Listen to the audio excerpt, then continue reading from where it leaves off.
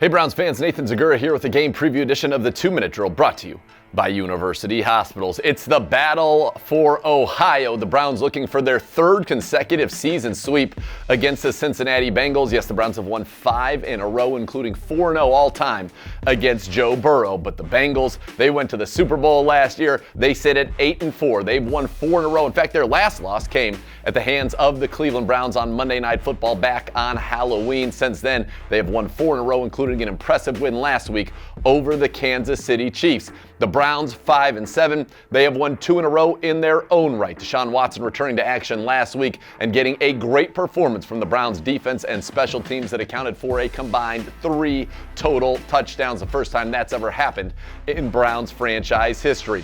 For the Browns, they're going to need to get after Joe Burrow. He enters this game second in the NFL in completion percentage, yards, and passing touchdowns, and since week 3, he is number 1 in the NFL in quarterback rating. Unlike the game on Halloween, they will have Jamar Chase back, and Chase, the most dynamic receiver, arguably in the entire NFL. With Chase, with Higgins, and Tyler Boyd, they have the best wide receiver trio in the league, and so they're going to throw the ball a lot. They've been getting a lot out of Samaje Perine in the backfield, and they get Joe Mixon back, so this offense will be at full strength. So the Browns need to follow the formula of the last 2 meetings. And in those meetings, the Browns have outscored them 73-29. How have they done it? 5 sacks in each game and generating 3 takeaways in each of those games as well. They've had an interception on the opening drive of both of those games. Remember the pick 6 of Denzel Ward last time in Cincinnati. So that's what you got to do. Pressure Burrow, affect him. Now the Bengals offensive line has been much better of late. They've allowed just 5 sacks in the last 4 games. The Browns sacked them 5 times in Week 8.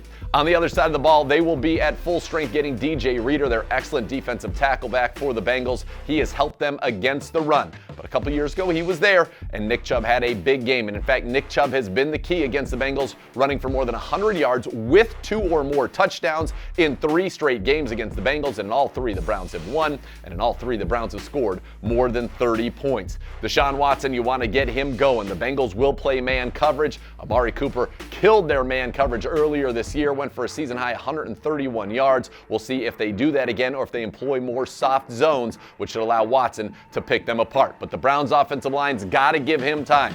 Trey Hendrickson and Sam Hubbard, one of the best edge rushing duos in the league. They've got to protect Watson, keep him comfortable, and the Browns' offense should do just fine. This is a big-time matchup. They say styles make the fights. And recently, the Browns' style has certainly lent itself to a big victory time and time again over the Cincinnati Bengals. We'll have full coverage for you beginning at 9 a.m. on the University Hospitals Cleveland Browns radio network, 10:30 live. Browns Countdown, getting you ready for the Browns and the Bengals. That's on News 5 at 10:30 a.m. This is a big one, folks. The Browns' playoff hopes, they got to keep them alive with a big win. Would get the Browns to 2-0 against the Bengals this year and to 3-1 in the division in the early going. So that'll do it for this week's game preview edition of the 2-Minute Drill, brought to you by University Hospitals.